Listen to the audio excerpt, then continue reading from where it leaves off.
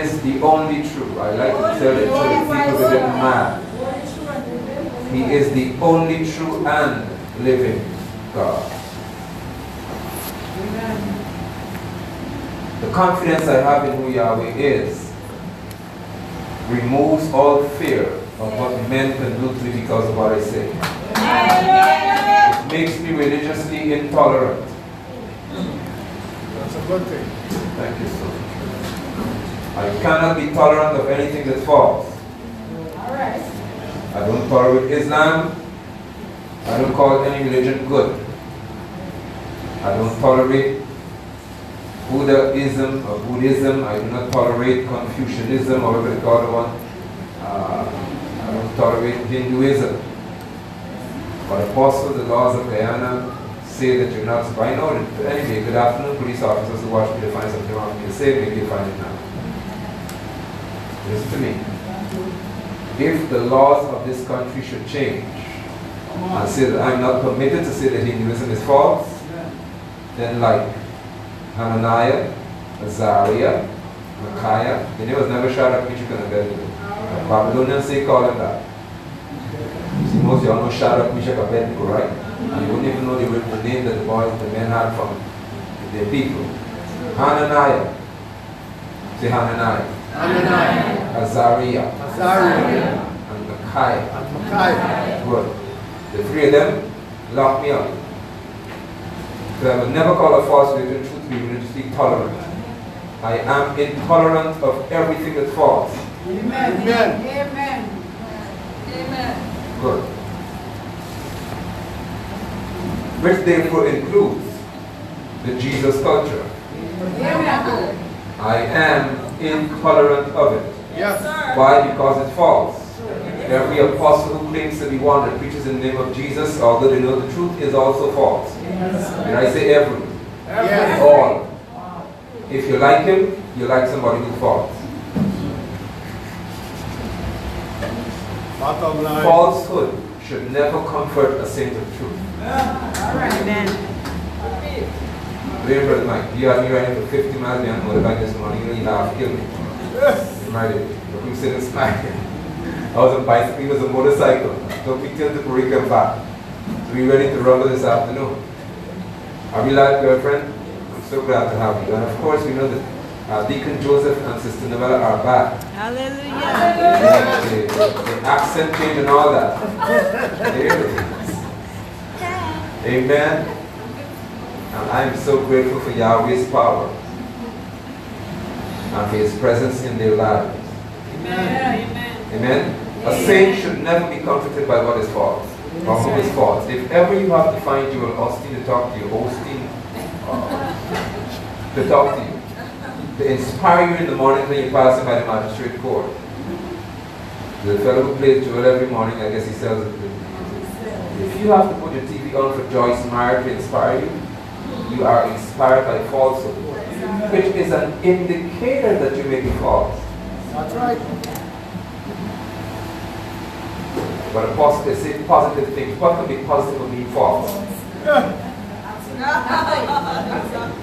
You should be grieved that their soul is lost. Not inspired that they're speaking while they're lost. Are you all alright? Yes. It's fine. On track. Okay.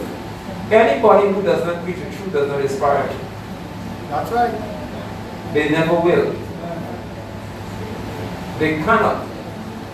Because true inspiration comes from Ruach HaKodesh, Holy Spirit, who is the Spirit of truth, who leads us into all truth. Not 95%.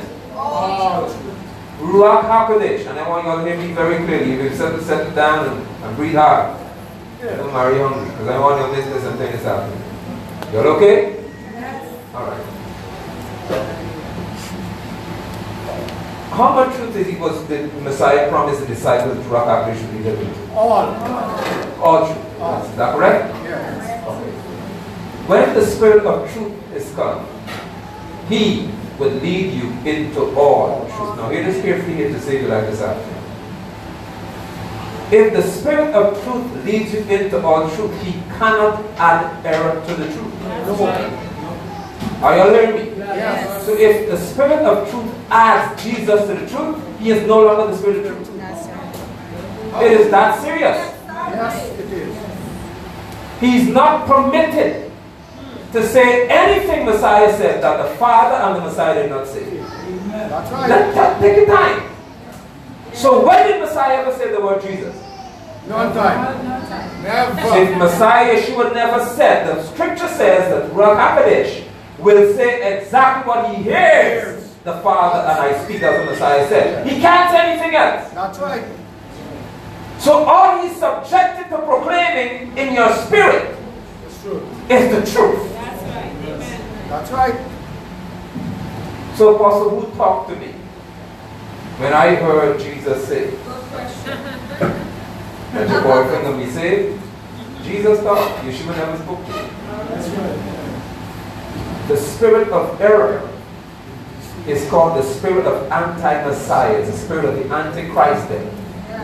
That spirit is not just against the truth. Here's the dangerous part here now. That spirit comes beside the truth.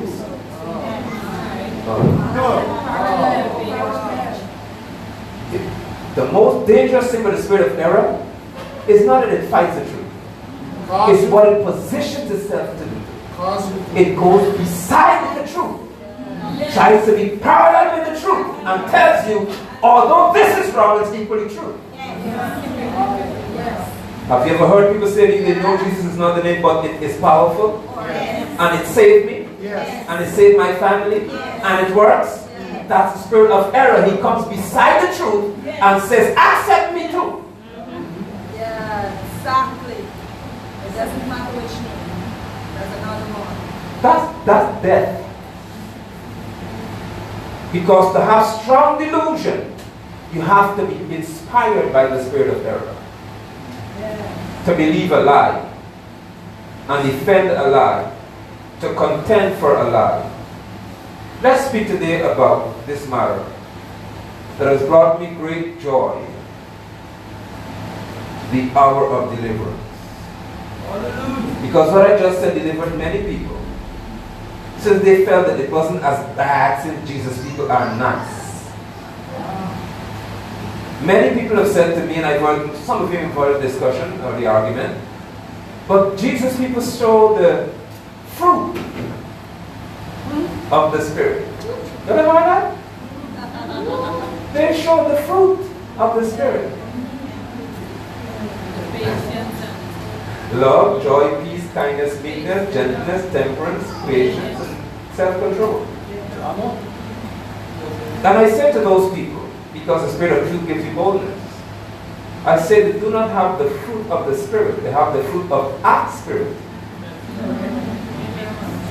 That parallels itself to the Spirit of truth. I'll give you the book for that. 2 Corinthians 11 said the messengers of Hasatan, the messengers of the devil, are able to transform themselves into ministers of righteousness. They preach righteousness. They talk righteousness. They sound righteous. They look like they have fruit, but they are not messengers of Yeshua.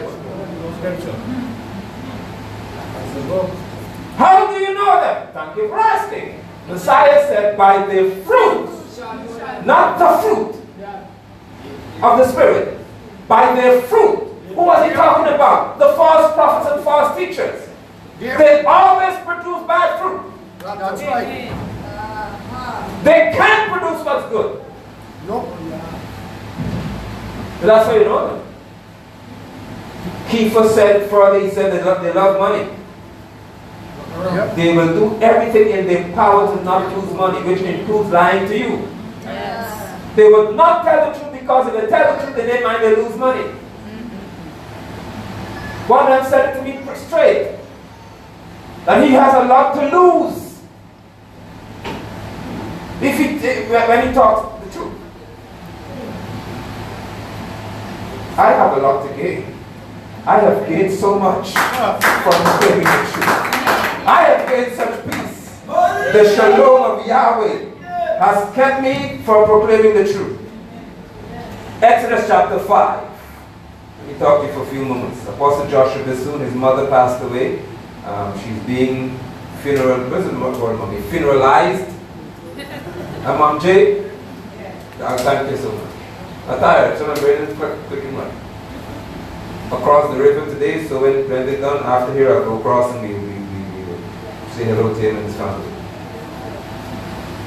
Look at this. I want to begin with Exodus 5, then we go to Exodus 14, because Exodus 5 will give you an understanding of what Exodus 14 has in it and 15. So strap up. We go fast today. If we're going too fast, say slow down, you're going to have to kill me.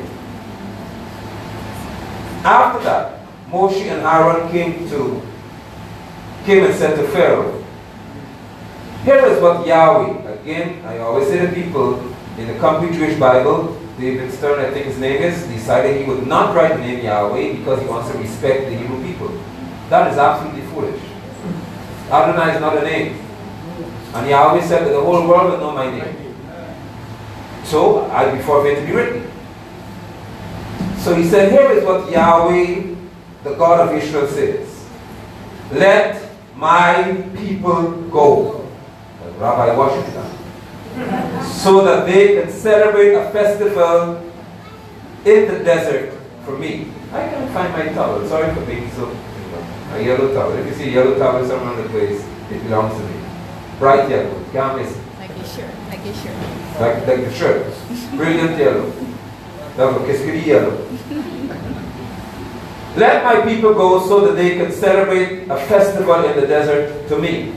Look at verse 2. But Pharaoh replied, oh, is anybody in the Bible? Yes. Exodus 5, verse 2. What did Pharaoh reply and say?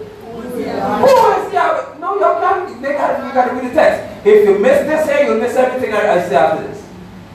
Pharaoh, who had the people in bondage, asked a question. Who is Yahweh? That I should obey when he says to let Israel go. Y'all get this here? Yes. Okay. Just before this, Moshe said, when I get to the elders of Israel, they'll ask me who sent me. And the Hebrew people will say, we'll have to hear a certain name that's different from every other name in Israel. And once they hear that name Yahweh, they say, okay, then we know it. We know it. The Pharaoh also had to hear the name. When the Pharaoh heard the name, he said, who is Yahweh? That's disrespect. I know you have met some people like that living today as well. Y'all always with this Yahweh foolishness. I don't talk to you. One of them who said that can't talk to their preacher. Did I not say to you a few weeks ago that they go dumb, they go mute? Yes. And can't talk? One of them can't talk. Hallelujah. His mouth can't move. They got to feed him with straw and saline. Hallelujah. If you can't see that Yahweh is doing something significant in this country, I'm talking overseas here. From this here, Pharaoh said, who is Yahweh that I should obey when he says to let Israel go? Watch this. I don't know Yahweh. Hey, Paul, you bad. And also I won't let Israel go. Okay. So you bad like that, Pharaoh. You got so much power that you could say, you don't know Yahweh, so you won't let Israel go. Now, be kind enough to find chapter 14, please. And promise me you'll remember what Pharaoh said. Right?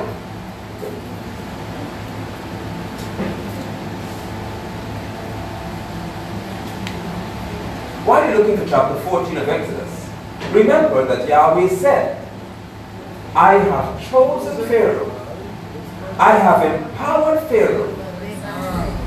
Go figure. Yep. That's the purpose. So when Pharaoh opened, Yahweh said, Moshe, before you get to this man, I will harden his mind. That he won't let you go. So when Moshe shows up with Aaron to Pharaoh, and Pharaoh said, who is Yahweh? Who made him say that? Yahweh.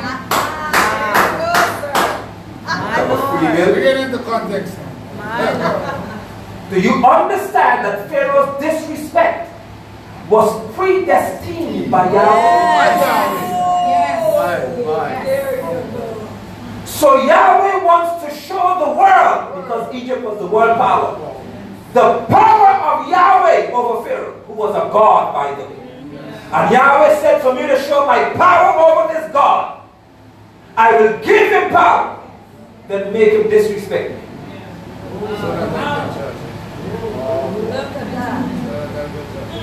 I will control what he says. So after he says it, I will act in my sovereignty. Now that is called injustice in the earth. In law, you're not supposed to set people up to make them guilty. That's on the Buju Bantan, they say. You can't plant drugs and be a police officer and say, I sell drugs. That's illegal. But that's not sovereign. Sovereignty says, I will give you power. I will elevate you to world power.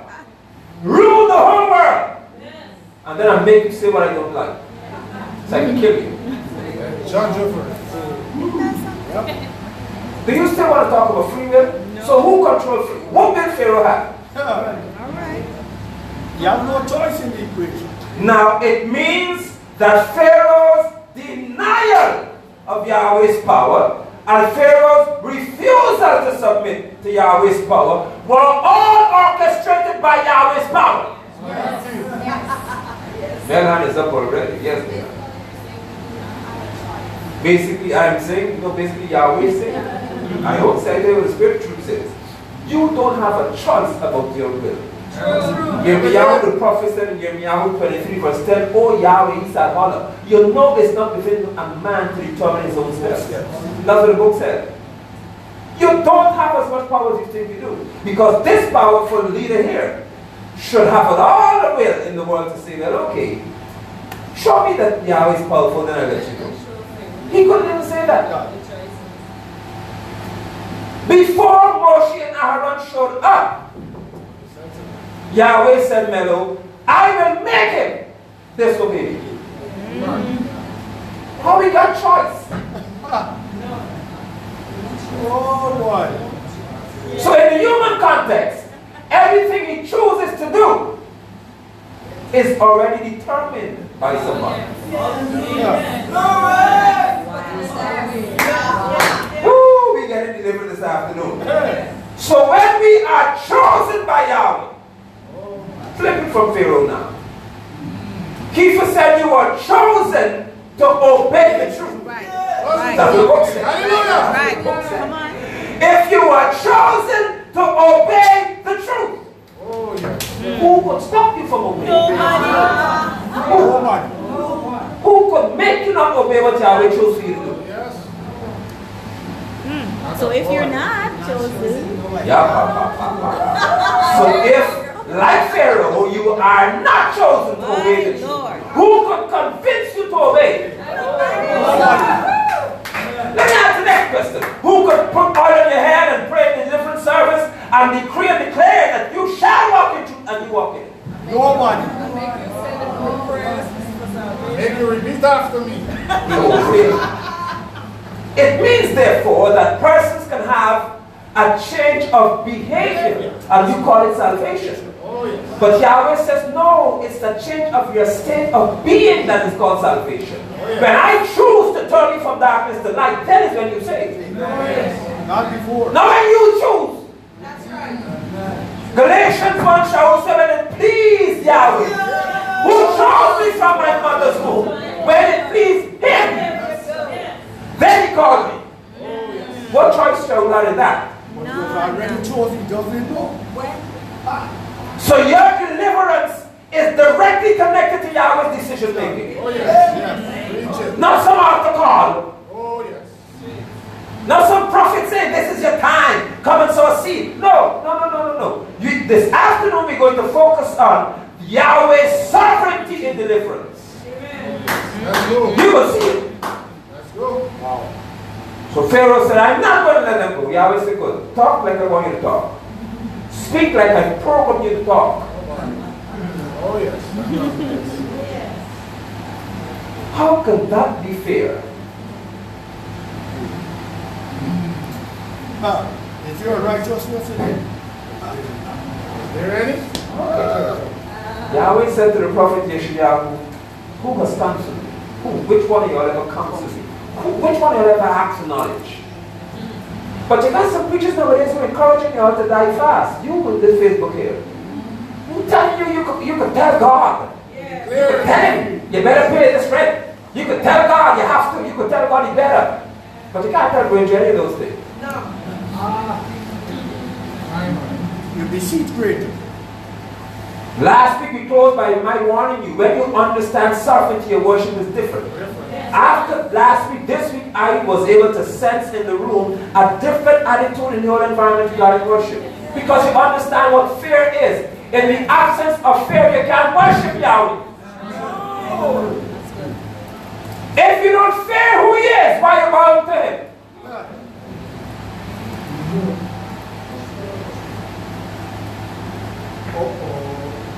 Okay. So let's go to chapter 14. You all there? You found it by now? Okay, good. Yahweh said to Moshe, this is after the firstborn Zion now. Tell the people of Israel to turn around and set up camp in the front of Mahaki Road, between Migdol and the sea, in front of Baal Zephon. Camp opposite it by the sea. Talking to the hour of deliverance, Yahweh sovereign. The sovereign God who wants to free His people said, put yourself in a trap.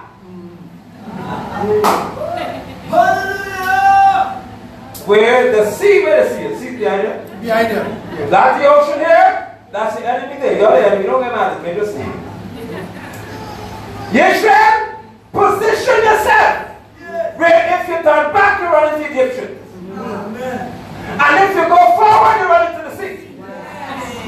Camp right there where you can't move forward or backward.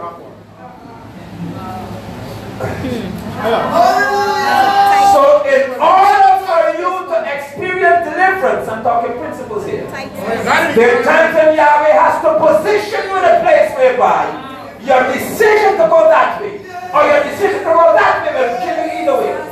And you have to rely on Yahweh's direction and power. That's the deliverance I'm talking about this afternoon. Where sovereignty says, I position you where you're scared. How to see is there. So you can see my power. Oh, Lord help me. Oh, God, I feel like preaching.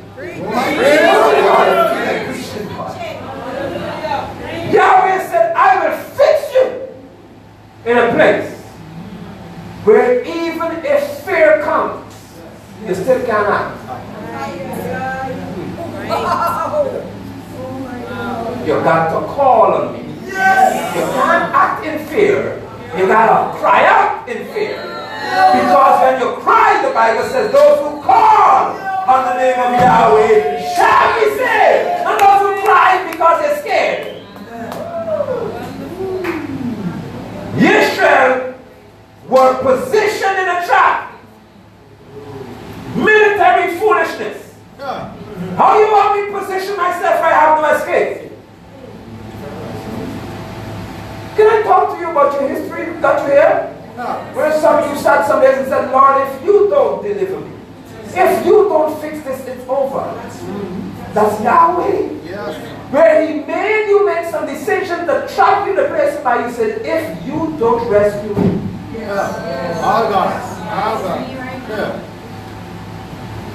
If you could just wake up and make a human decision that I'm not going to live with him anymore. I'm going to leave this man and this woman and I'll just walk away because I'm just tired. And you could boast in your decision, you will not be delivered. You made a decision. That's right. Deliverance occurs when you have no power over the next move. Yes. Then the King of Glory steps in and says, I rescue you so you can honor me for my power in your life.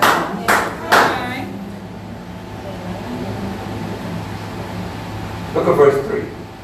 Then Pharaoh will say after you're trapped, they say that the people of Israel are wandering aimlessly in the countryside. The desert has closed in on them. Verse 4. I will Meligada.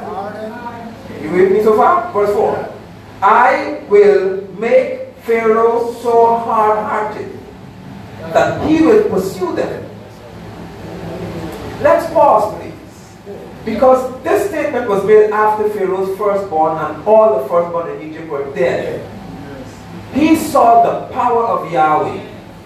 And still when Yahweh said after this, I'll still make you pursue my people that I killed your child for, you would still go after them. It shows you then that when Yahweh is in control of your enemies, even disaster can't stop them until he wants to stop them. Don't feel because something bad happened to one of them, they can stop. The stop comes when Yahweh says, I'm prepared to stop you. Oh, glory. So Yahweh makes it look to the human eye like nothing can stop Pharaoh. This man bad. You kill his son and he's still coming.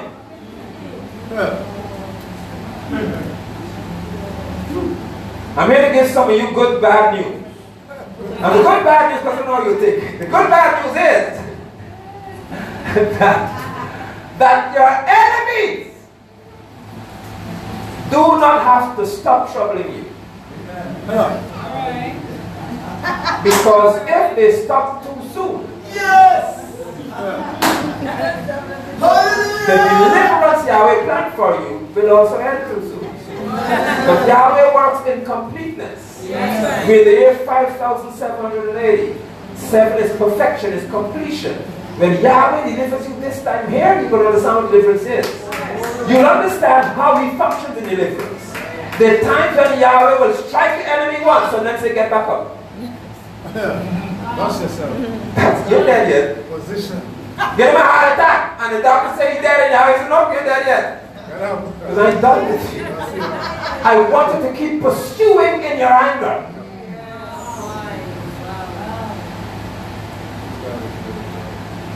So let's get to the text. You want me to say if I had the time.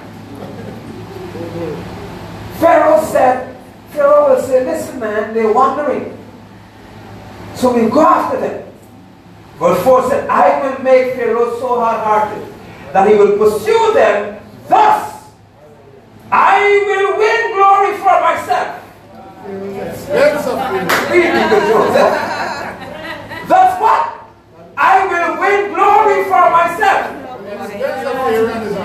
Oh. At the expense of Pharaoh and all his army. And the Egyptians will realize at last that I am Yahweh. You need to get this. Go back to chapter 5 in your mind. What Pharaoh said when he heard Yahweh said, who is Yahweh? Thank you so much. Who is Yahweh? That I must obey. Okay, that's who he is. Oh. And for that statement that Yahweh made him speak. Due to the expense. Judging. Because you see, you have to, yes, Can I just say one thing? Please. When you say at Pharaoh's expense, Put the switch on. Let me hear it was you. not just literal, you know, we say at your expense, it was literally at his expense because 600 of his first quality chariots. Yeah. The best of the best. Oh, Yeah. yeah. Lined with gold. The best of the bestest of the bestest. The bestest of the best.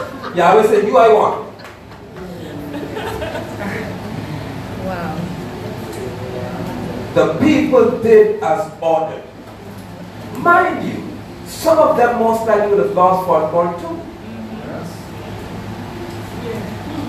So they have to, you gotta get this now, they have to obey the king's order. Regardless of their experience. And you got some people in churches nowadays who are seeing the whole empire fall. But they have to remain loyal to the king on the pulpit. Oh, yeah. Because they don't want to lose the title called pastor. Am I talking to you? Yes. You don't want to lose the special title they give you. So because you want to be called pastor, you won't come and submit it here. Or deacon. A young man told me one day, he said, he's an Adventist guy, he was, but he started following me. He said, man, when you teach the truth, I know the truth, I can't fight. He said, I've been Adventist all my life. But when you open the scriptures and talk to me, I can't fight you. Is it true? I have to submit to you. That kind of talk will move me. I said, okay, fine. If that's what it is, no problem. So his words to me were, I'm going back to my pastor.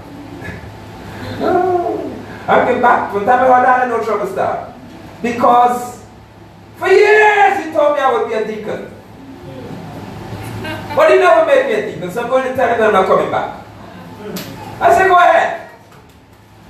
But when you're leaving me, just know that you'll be a deacon when you get there. He said, no, never. Too many years passed. He went. And I stopped seeing him come to fellowship. And he gave me a call one day against our coach. He said, Pastor, I had a meeting with Pastor. And for the time I told him I'm going to leave to come to fellowship with you, he said, you know how long I'm supposed to make a deacon? The Lord said, do it now. This is the time. Because you're showing signs of maturity. He didn't see the man for months. What a trap. He made him a deacon instantly. He was ordained the next week. And he still can't move.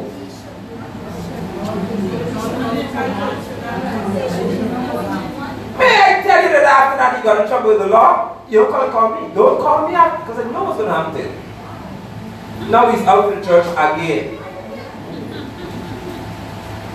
There are many others. Ones that I know that Apostle Elijah speaks the truth, but if I go there, can't be called elder anymore. What are you after?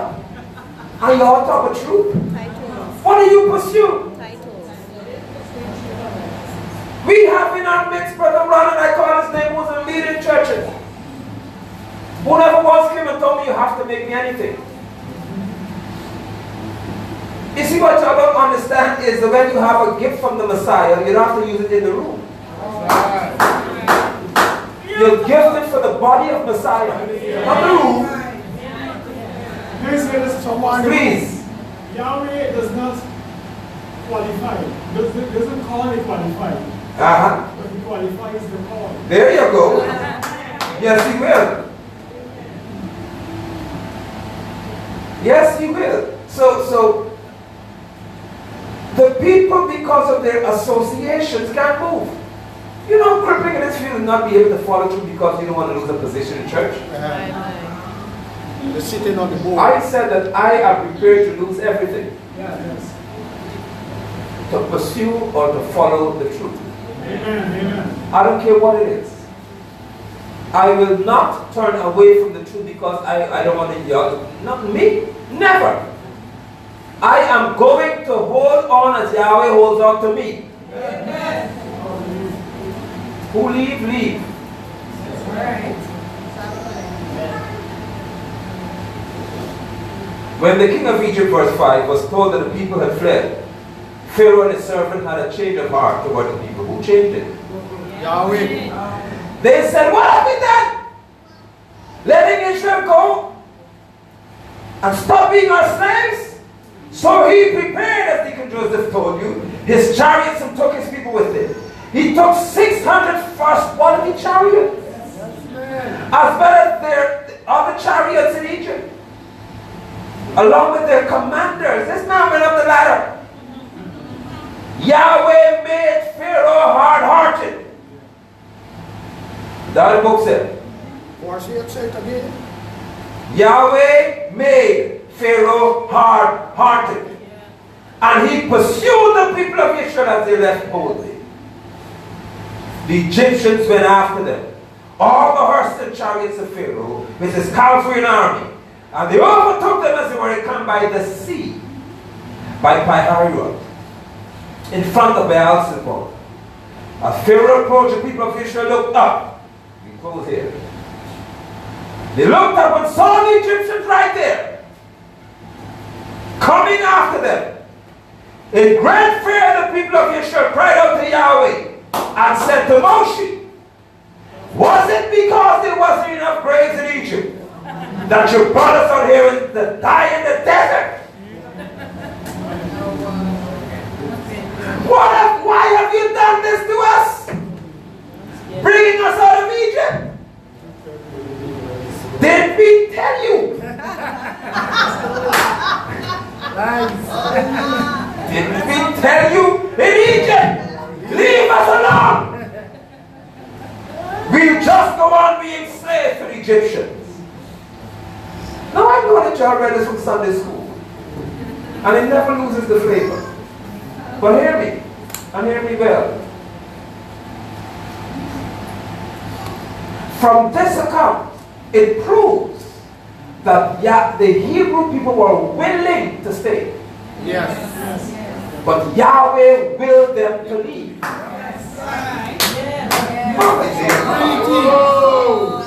If you understand what I said to you, they were willing to stay.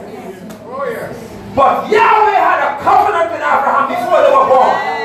And said, for 400 years, your people will be in bondage, but I will visit them.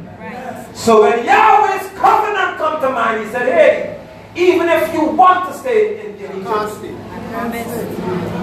talking about free will. We're talking about free will. Yahweh said, you got to move. Look at this states. They said, we are prepared to be slaves. And Yahweh said, my covenant is too powerful. Get the mic, please. I'm just thinking that psychologists will tell you if you are in a situation for a long time, then it becomes part of you. Like then a cage it bird. becomes difficult. Exactly. So even though they said we can stay, we will be slaves forever, they could not. There's no something in the scripture that said one single Israeli slave. Not one. All. Including those with a mixed multitude. Yeah. All gone. And once you had a touch of Hebrew in you, Yahweh said you're coming out again. It proves, man, that when Yahweh is ready to deliver you, You can bring us that. okay then. Okay, somebody get it now. I can go home and eat on that one right there. When Yahweh is ready, not when you choose to come here. When Yahweh is ready to deliver you, even your will can't stop it. That's the book. Proven by show. Wow. So you gotta relax on some people and leave them alone. Finger left of it. Because when Yahweh says, tonight, tonight, you could hop and skip all you want. When Yahweh said tonight, at this moment you are a free person. Just like that, you look at this man and say, boy, how I let you? How I lose my mind to come with a fool like you? He can't figure what do you got? Why do you stop right? I don't know, I just gotta go. I just gotta leave. Why you have to leave? Who changed your heart?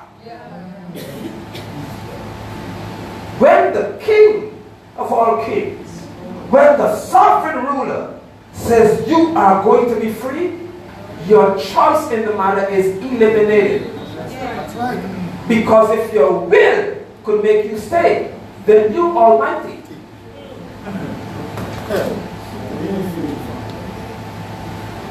If He wills you to be free, and you willing to stay, which one do you have the power?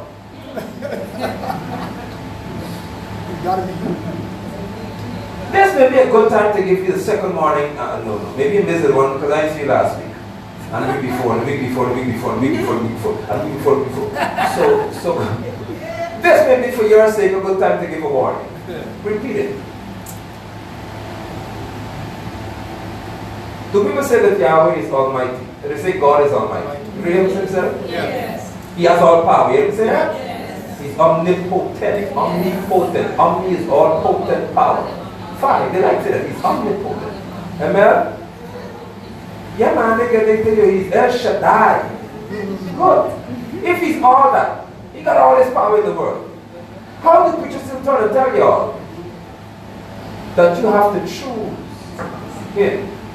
And if you reject him, he can force himself on you. So which one of y'all is Almighty then? If your will could override Yahweh's will, who is really the gospel sovereign?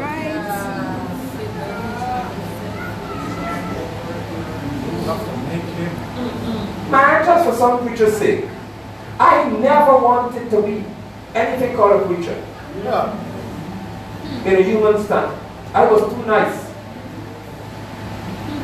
This thing cost me plenty, as they say. But I've gained everything. It was not meant to me to be no preaching stand before you and talk. I hate the church. Bad. Let me show you something. The first friend at 13 or 14, 15 years old is about. Who took me to church? As they say, the church.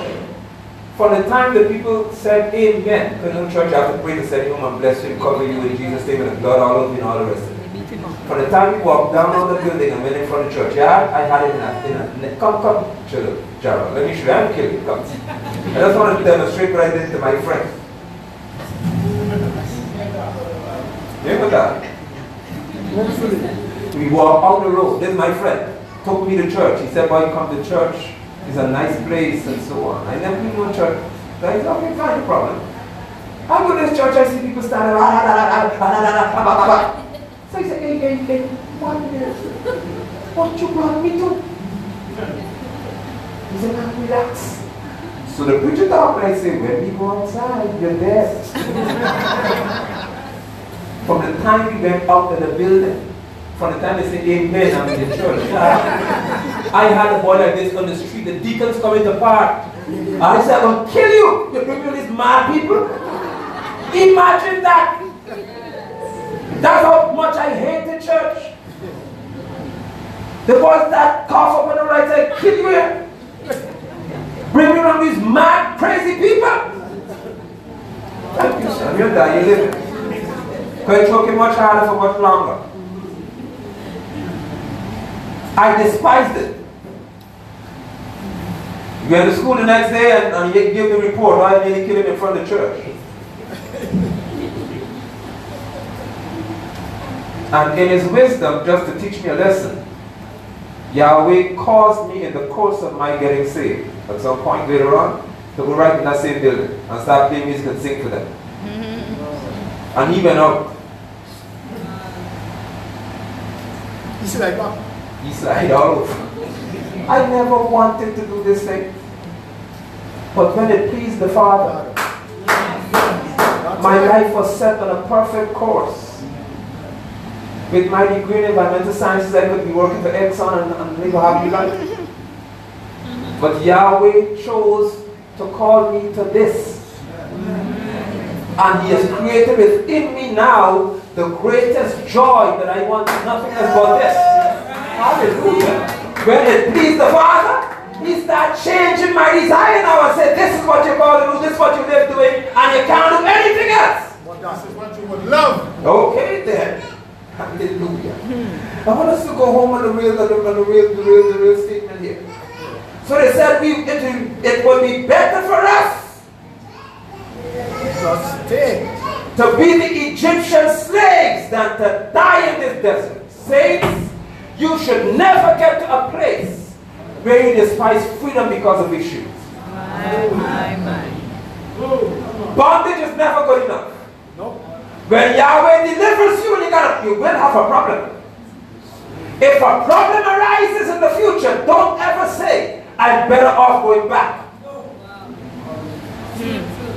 They preferred the pain of bondage than the responsibility of freedom. Better to die free, man. You got some folk who, that's right, some folk who say, man, after all, I know this man all my life. I ain't gonna leave because it's the only man I know, and he treats me like a dog. You're nervous, huh? You standing there with a man saying, I can't leave this girl, but you know she's sweet. She's too sweet and she's doing everything in the world. But you're stuck because you fear what lies ahead of you. You have the job and they treat you like garbage. And you say, I can't leave this job because if I leave this job, I'm after my children. You prefer to remain in an environment of bondage than thrive where there's freedom. Wherever the Spirit of Yahweh is, there is freedom. They sang the right songs today. Freedom. Freedom, saints. When Yahweh is ready, He moved you out of that situation to say, you will see the might of my hand. You see my power at work in the earth. And the people said, we before to be slaves. Moshe answered the people, stop being so fearful. Remain steady. And closing on verse 30. The New Jersey with us still, they lie. I'm giving New Jersey an instruction as well. Stop being so fearful. Remain steady. Stand still. And you will see. Okay. The Yeshua of Yahweh. That's the original text. Stand still. And you will see the Yeshua of Yahweh, which is salvation. Not the Jesus. Stand still and you will see Yahweh's Yeshua. He will do it today. Today you see the Egyptians. I like King James for that one boy. The Egyptians you see today, you shall see them again no longer, forevermore. Remain steady and see. If for a Baptist preacher tell you touch your neighbor and say, neighbor, why are you moving? Don't open your spiritual ears this afternoon, neighbor, and take to you. The reason why some of you miss moments in your life is you are too mobile. But you brought here to learn how to stand still and see. Not run around and hear. Stand and see. Because everybody wants to hunt for another word. They don't want to remain steadfast and say, Yahweh, if you're Yeshua, doesn't do this here. That's correct, yeah. So this may sound like a strange statement to make, but hear me carefully.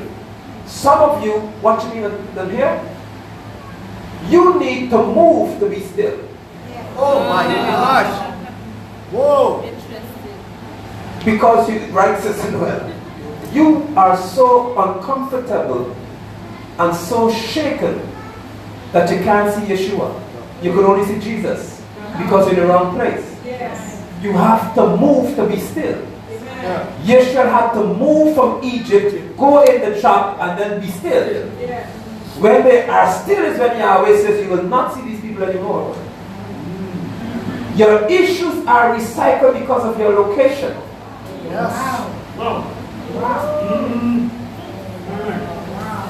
Let me help you out now who you still want to follow Jesus but want to come and ask me questions privately just to help you out. It is over today. Yes. You either abide by the truth you hear or stay in the inconvenience you experience.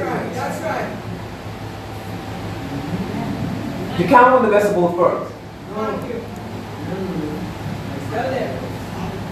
If you are in the room, if thou is here, if thou art here, and thou thinkest that thou art exempted, thou art not.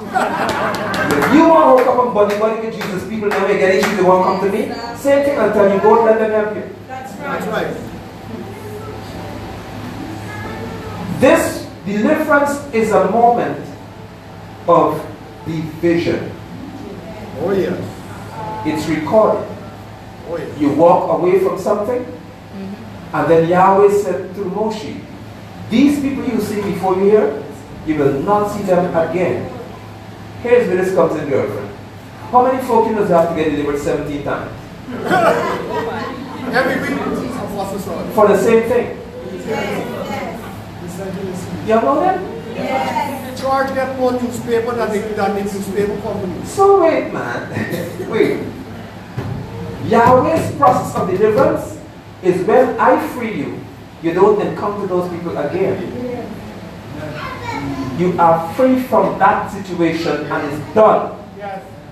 How do you want 17 deliverance for the same thing? Yeah, we are sharp. When you're free, whom the Son has set free is free indeed. That statement means that nothing called bondage is attached to you anymore. Also, Yes, brother. in some circles, they will tell the congregation, Some deliverances is instant, but some is progressive. You know it, right? You have to have it's a process. You have to go through the process of deliverance, and you have to eat this, drink that, bathe with this, swallow this, wear this, bring this money. Full voodoo works. Hardcore all your people in the church. Yahweh deliverance is today. These folk you see more than you shall see them no more. You have to be steadfast and wait for your today moment. When Yahweh decides that this is today for you, whatever you've been facing is permanently removed. Yes.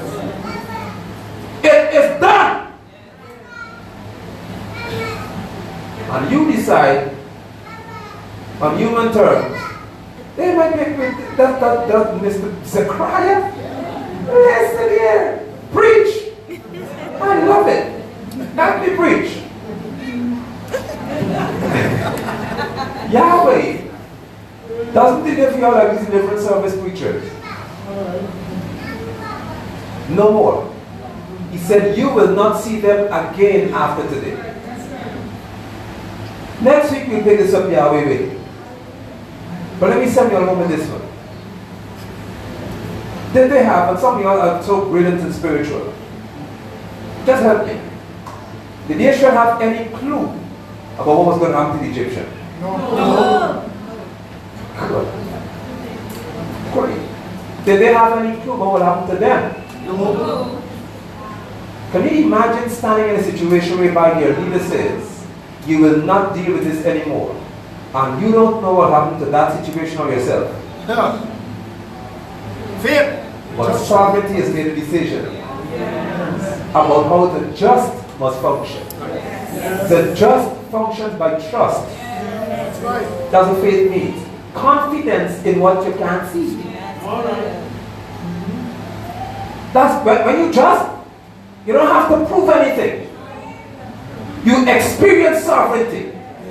When you have faith in Yahweh, you stand and say, although there's a Red Sea here, and the Egyptians are coming over here, I heard the prophet say, I will not see them anymore.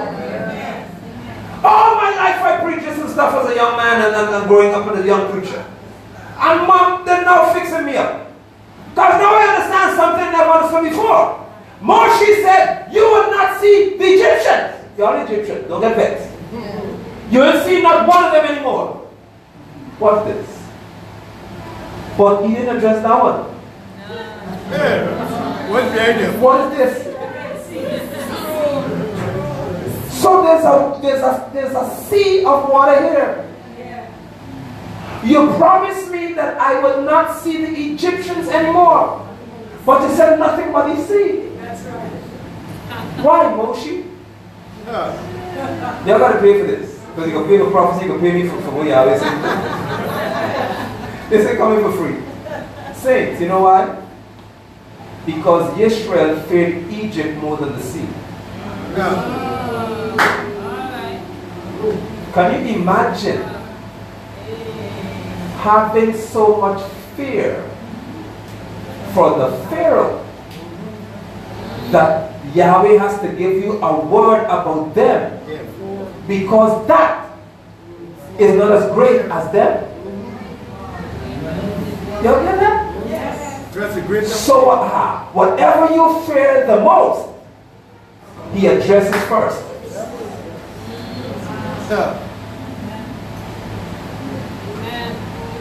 And say, once I give you a word about that you fear so much, that part is minor. Right. Is that why you have to address Leon? There you go. Whatever you fear the most, Yahweh says I can address you on that. You want me another piece of proof? On the boat, Messiah was speaking with the disciples and said, man, master, oh, don't you care that we're about to die? He got up and did what? Where the Bible scholars in the room? What he did? He talked to them. He went to the wind and said, stop! Be still! He didn't talk to them. Because what they feared had to be addressed for them to honor him. So Moshe gives them a word about the Egyptians, because that's where fear is. But Moshe knew now we got a bigger problem over here. This, the only way you can't see them anymore.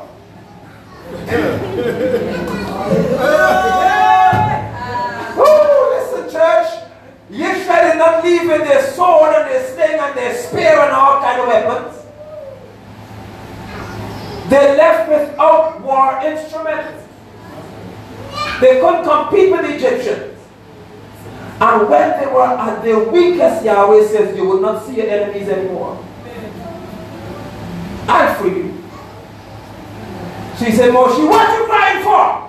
Hold on, come on. This is the Bible. Why are you crying? What you got in your hand? Turn! Don't turn to Egyptians. Because this issue here is not about you and the Egyptians. The Egyptians are my concern. You need to find a path for my people to walk. Raise the rod. I should get my rod back. Raise it. Raise it, Moshe. Raise this rod. Let go work. Over this water. Because I got something to do. And the scripture says that the angel of Yahweh, of Elohim, who was ahead of Israel, what's it? When Pharaoh approached, Israel is looking at this issue here and they see this issue here. When trouble came, the angel, come to the church, you the angel of Yahweh. The scripture says that the angel who was ahead of them, when the Egyptians were closing in on about, Yahweh was about to leave this water here, he went behind them. Saints, I am seeing the water. And I don't move. And I can feel that you have stopped leading me. God, you don't lead me anymore. Because now I can't see you. But his position changed for my safety.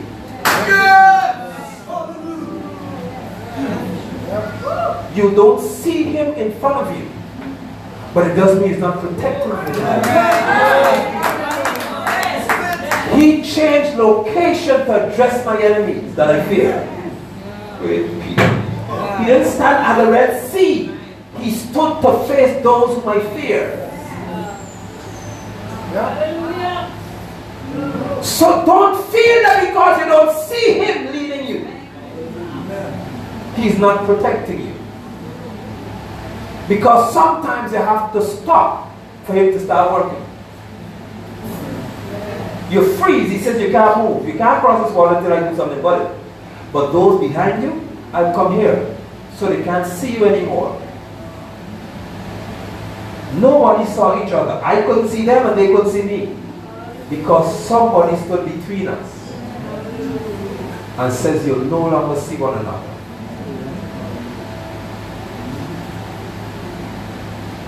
All of you in this room today may not feel as though Yahweh is with you and on your side. But his position has changed to address that which you fear.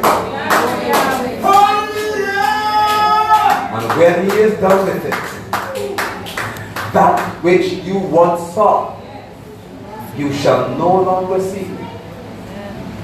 You have to be prepared, saints, in this hour, more than ever before, to not see certain people anymore, and not see certain situations anymore, because Yahweh has changed in this year of redemption.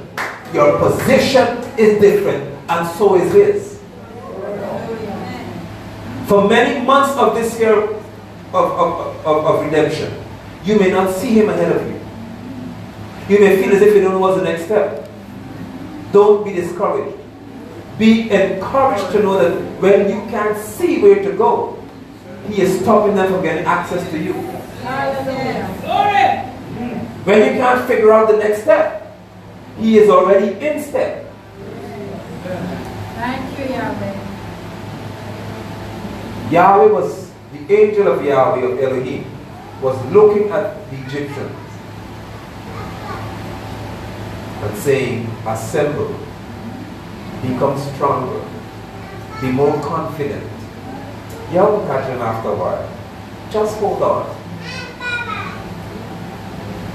He never made Egypt fearful. That's beautiful. Thank you, Lord. Are we going home with that one statement? And chew on that for a whole week. Hear me carefully. He never made Egypt fearful. Never. Make them In bold. order for Yahweh to destroy your enemies, He has to give them confidence that they could continue to do it without any regard for it. Don't ask your enemies for respect. The promise is that with your eyes you shall behold and see the reward of the wicked. Not the respect of the wicked. Stop asking your enemies for respect and honor. Look to Yahweh. Be confident in His will and His power, because He brought you there so He could deal with them. Amen. We give glory to Him today. Amen. Amen. We give glory to Yahweh today for giving us freedom. Whom the Son has set free is free indeed. Free. Freedom. We are confident in Yahweh's word. Amen. Amen. I stand with utmost confidence. And as one who leads you, I admonish you, do not be afraid. You have no reason to fear. Hallelujah. You have no reason to fear. I bid you shalom, Facebook viewers. Thank you so much for joining us today. And I hope you receive this word with weakness. Do not be afraid. Amen. Where you don't see Him, doesn't change who He is. He is right there. Still on the job. Hallelujah. You sat for a long time. Let us stand today. Thank you so much. Thank you.